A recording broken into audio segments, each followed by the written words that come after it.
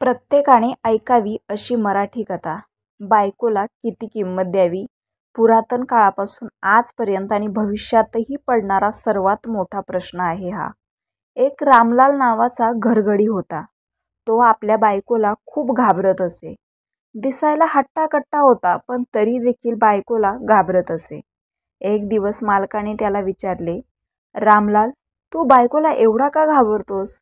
त्यावर त्यानं उत्तर दिलं, साहेब, मी घाबरत नाही, तर तिची कदर करतो, तिचा सन्मान करतो. त्याचे हे बोलणे ऐकून मालक हसून म्हणाले, तिच्यामध्ये असे काय आहे? ना ती सुंदर आहे, ना ती सुशिक्षित आहे. रामलाल म्हणाला, काही फरक पडत नाही साहेब की ती कशी आहे, पण मला सगळ्यात प्रेमाचे नाते तिचेच वाटते. त्याचे बोलणे ऐकून मालक म्हणाला, बायकोचा बैल आहेस, तिच्या पदराला बांधून घेतला आहे. स्वतःला आणि इतर सगळ्या नात्यांची किंमत नाही तुला. रामलालने सगळे शांतपणे ऐकून घेतले आणि त्यावर उत्तर दिले, साहेब, आई वडील नातेवाईक नसतात, ते देव असतात. त्याच्यासोबत नाते नसते निभवायचे, त्यांची पूजा करायची असते. भाऊ बहिणी सोबत नाते हे जन्मजात असते. मैत्रीचे नाते हे स्वार्थाचे असते. आपलेच नाते पहा फक्त पैसे आणि गरजेचे आहे. पण पत्नी कोणतेही नाते नसताना देखील कायमची आपली होऊन जाते. आपले सगळे नाते सोडून ती आपल्या सोबत येते आणि आपले सगळे सुखदुःख एकत्र जगते आणि शेवटच्या श्वासापर्यंत सोबत करते. एका नोकराचे आपल्या पत्नीबद्दल काय विचार आहेत हे मालक ऐकत होते. तो पुढे म्हणाला, साहेब, पत्नी म्हणजे केवळ एक नातं नाहीये, तर अनेक नात्यांचा भांडार आहे. जेव्हा ती आपली सेवा करते, आपल्यावर प्रेम करते, तेव्हा ती एका आईप्रमाणे असते.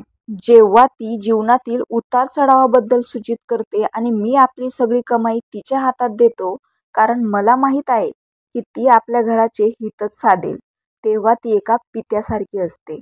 तो पुढे म्हणाला, जेव्हा ती आपली काळजी घेते, आपले लाड करते, आपल्या चुकांवर रागवते, आपल्यासाठी खरेदी करते, तेव्हा ती आपल्या बहिणीप्रमाणे होते.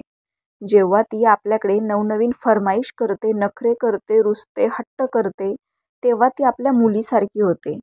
जेव्हा ती आपल्यासोबत सल्लामसलत करते, कुटुंब चालवण्यासाठी सल्ले देते, भांडण करते, तेव्हा एका मित्रासारखी होते. जेव्हा घरातील सगळे देणे घेणे, खरेदी, घर चालवण्याची जिम्मेदारी उचलते, तेव्हा ती एक मालकीण होते. तो पुढे म्हणाला, आणि जेव्हा ती सगळ्या जगाला विसरून एवढेच नाही, आपल्या मुलांना देखील सोडून आपल्या मिठीत येते, तेव्हा ती प्रेमिका, अर्धांगिनी, आपला प्राण आणि आत्मा होते, जी आपली सर्वस्व आपल्या स्वाधीन करते. म्हणून मी तिचा सन्मान करतो.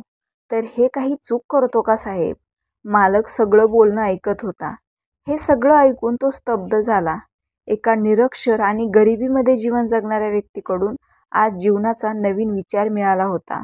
मालकाला कळलं की एवढा सन्मान तर तो आपल्या पत्नीला सुद्धा देत नाही.